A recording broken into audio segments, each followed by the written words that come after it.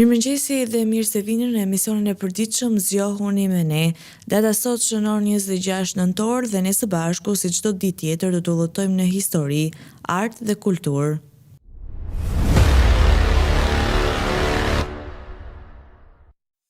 Do të vijmë të flasim për ngjarjet që lanë gjurmë në histori. Në vitin 1865, lufta civile amerikane i dha fund një prej konflikteve më të përgjakshme në historinë e Shteteve të Bashkuara të Amerikës. Rebelimi i fundit i forcave jugore u shtyp, duke i hapur rrugën një epoke të re për vendin. Në vitin 1922, një zbulim që mahniti botën, arkeologu Howard Carter dhe ekipi i tij hapën varrin e faraonit legjendar, mbreti Tut, në luginën e mbretërve. Pas mira vitesh, thesaret e Egjiptit të lashtë pan dritën e diellit. Në vitin 1942, në një natë të ftohtë në New York, filmi ikonik Casablanca debutoi për herë të parë, me një dashuri të paharrueshme dhe fraza si "Here's looking at you, kid", filmi u bë një legjendë kinematografike. Në vitin 1977, Gadishulli Sinai u rikthye Egjiptit pas marrëveshjes historike të Camp David me Izraelin, një hap i madh drejt paqes në një rajon të trazuar. Në vitin 2008, Mumbai, India u trondit nga një seri sulmesh terroriste të koordinuara që lanë pas 170 viktima. Ky ishte një nga aktet më të tmerrshme të shekullit 21.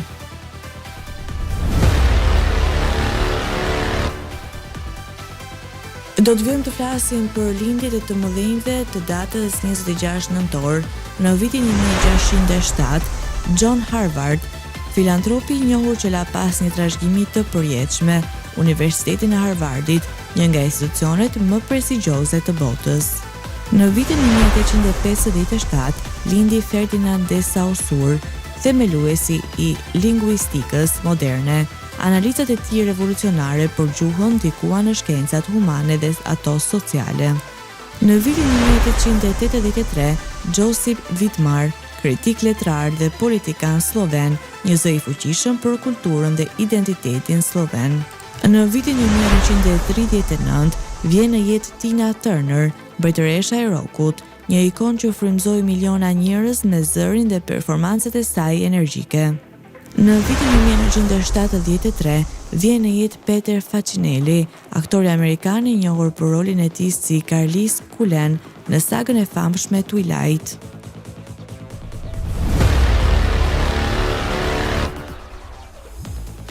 Do të vijmë të flasim për lam të mirat e figurave historike.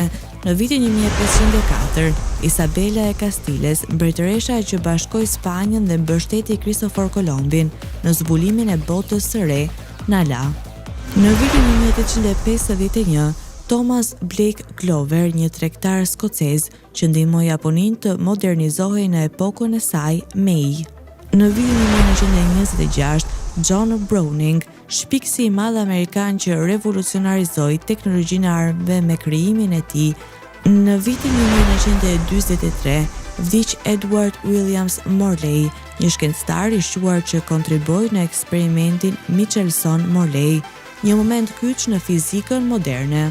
Dhe në fund, në vitin 1998, Flip Wilson, komediani dhe aktori që e bënte publikun të qeshte pafund, ndroi jetë. Sharmi dhe talenti i tij e bën një ikon të televizionit amerikan.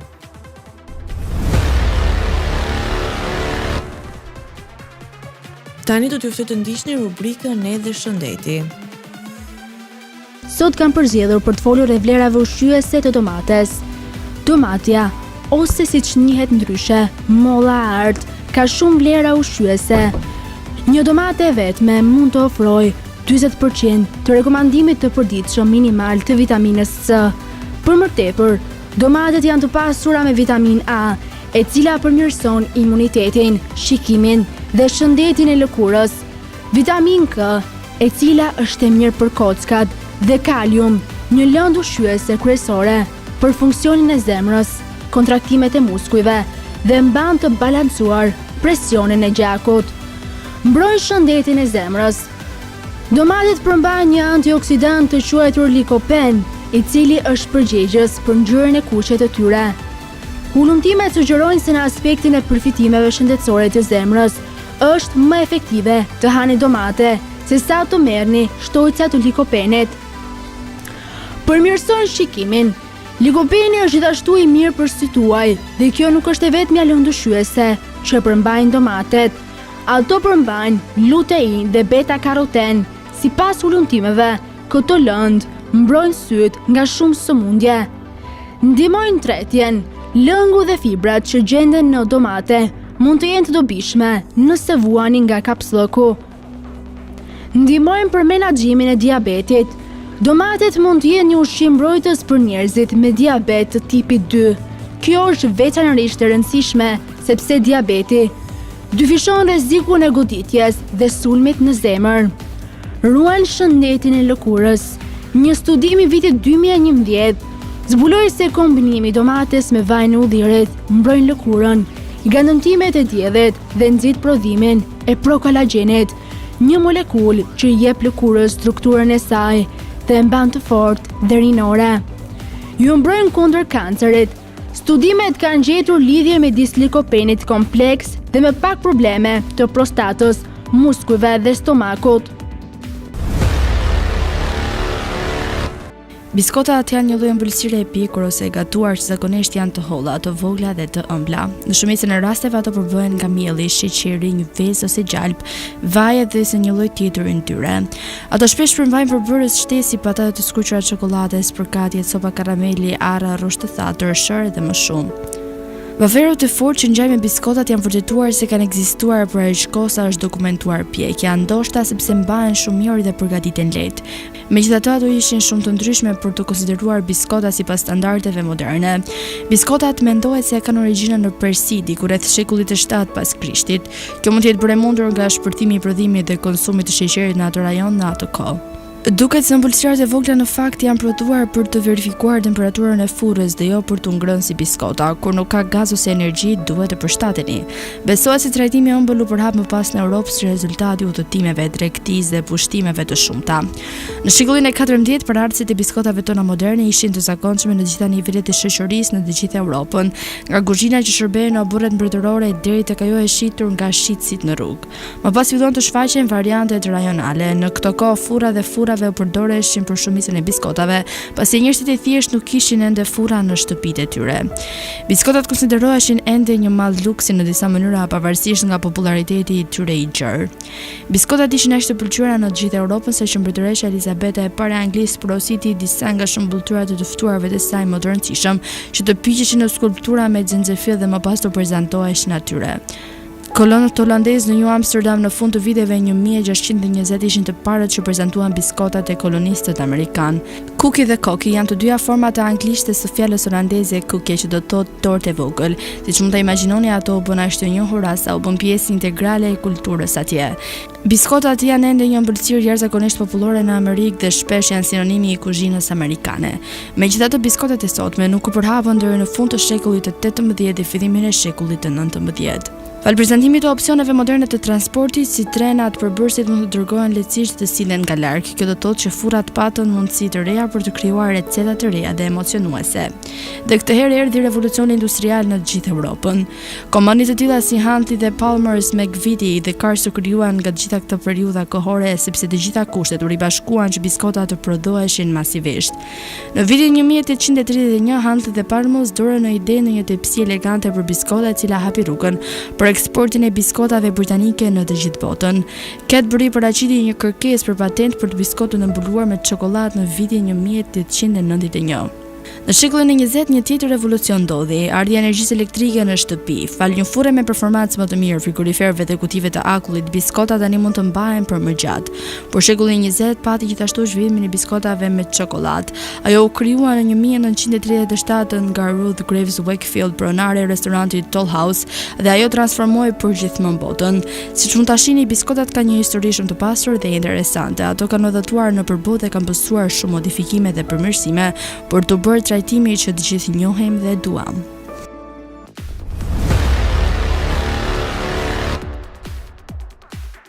Për biografinë e sotme kemi zgjedhur të flasim për Tina Turner, mbretëresha e rockut që sfidoi çdo kufi.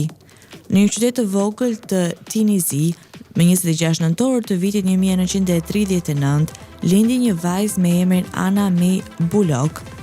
Pa kusht do të imagjinonte se ajo vajzë që këndonte në kishën e fshatit do të bëhej një nga figurat më të mëdha të muzikës botërore. Tina Turner, me një zë të jashtëzakonshëm dhe energji të papërmbajtshme, ajo sfidoi kufijtë e muzikës dhe të jetës. Fëmijëria e saj nuk ishte e lehtë, e rritur në kushte të varfra dhe me prindër që shpesh mungonin. Tina mësoi herët se duhet të luftonte për gjithçka. Në adoleshencë ajo shpërngul në East Louis, ku për herë të parë ndjeu fuqinë e muzikës soul dhe blues. Ishte pikërisht aty ku takoi Ike Turner, një muzikant i njohur që pa në të një yll në formim. Me Iken, Tina u bë pjesë e grupit Ike and Tina Turner Revue, duke debutuar në vitin 60 me hite si River Deep, Mounting High dhe Proud Mary. Performancët e saj të zjarrta dhe zëri i saj shpërthyes magjepsën publikun duke e kthyer çiftin në një fenomen ndërkombëtar. Por jeta prapas skenës ishte ndryshe.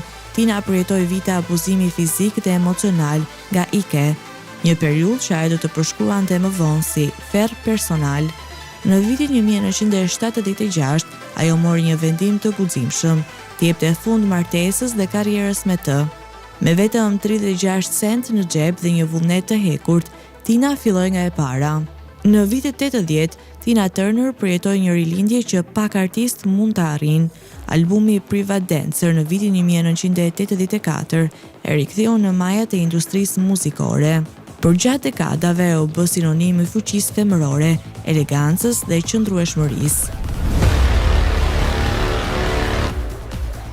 Tani do të vjojmë me rubrikën Kuriozitete, ku sot do të flasim se si pinguinët e shprehin dashurinë.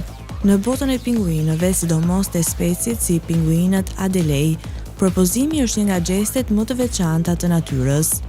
Mashkulli zgjedh me kujdes një gur të vogël dhe të lëmuar, duke e konsideruar si dhuratën më të vlefshme për femrën. Ky gur simbolizon përkushtimin e tij dhe synimin për të krijuar një familje. Nëse femra e pranon gurin, ajo e merr dhe e vendos në vendin ku do të ndërtohet foleja e përbashkët. Kjo është një shenjë që ajo e pranon partnerin dhe është gati për të ndarë jetën me të. Së bashku, çifti mbledh më shumë gur për të ndërtuar një folë të sigurt për vezët e tyre, duke treguar bashkëpunimin dhe përkushtimin e ndërsjellët. Gurët janë të rëndësishëm për pinguinët sepse i ndihmojnë të mbajnë vezët larg lagështirës dhe borës. Në kolonit ku ka pak gur, pinguinët ndonjëherë vjedhin nga foleja e fqinjve, një tregues se sa të vlefshëm janë këto objekte në jetën e tyre. Ky ritual i veçantë nuk është vetëm praktik, por edhe një mënyrë mahnitëse për të parë se si kafshët shprehin dashurinë dhe përkushtimin ndaj njëri tjetrit.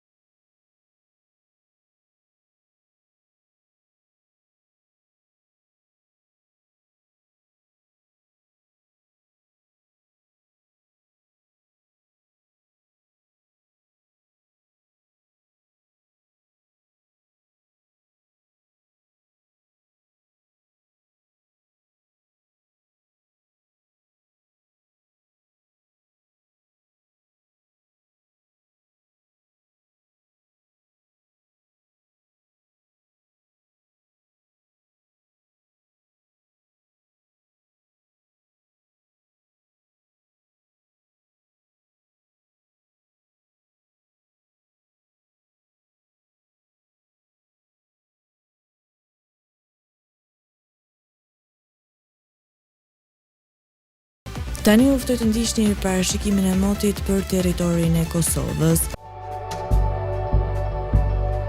Territori i Kosovës për datën 26 nëntor 2025 do të jetë në ndikimin e masave ajrore të paqëndrueshme me rreshje shiu të her pas hershme dhe vranësira. Paraditja do të shoqërohet me rreshje në shumicën e qyteteve, ndërsa pasditja sjell përmirësim të lehtë të kushteve atmosferike në perëndim. Temperatura minimale pritet të zbresë deri në 3 gradë Celsius, ndërsa ajo maksimale të arrijë deri në 13 gradë Celsius në ulësira.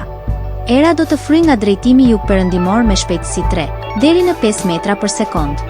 Indeksi ultraviolet për Prishtinën më 26 nëntor 2025 pritet të jetë i ulët, rreth 1. Sipas burimeve astronomike, lindja e diellit në Prishtinë më 26 nëntor do të jetë në orën 6:33 minuta, ndërsa perëndimi në orën 16:12 minuta. Temperaturat minimale dhe maksimale për disa qytete kryesore të Kosovës do të jenë si më poshtë. Mitrovica 6 deri në 12 gradë Celsius. Podujev 3 deri në 11 gradë Celsius. Skënderaj 5 deri në 12 gradë Celsius. Pej 6 deri në 11 gradë Celsius. Prishtinë 4 deri në 12 gradë Celsius. Gjakov 7 deri në 13 gradë Celsius. Malishev 5 deri në 13 gradë Celsius. Gjilan 6 deri në 12 gradë Celsius. Ferizaj 6 deri në 12 gradë Celsius. Kaçanik 7 deri në 11 gradë Celsius. Suhare 6 deri në 13 gradë Celsius. Prizren 7 deri në 13 gradë Celsius.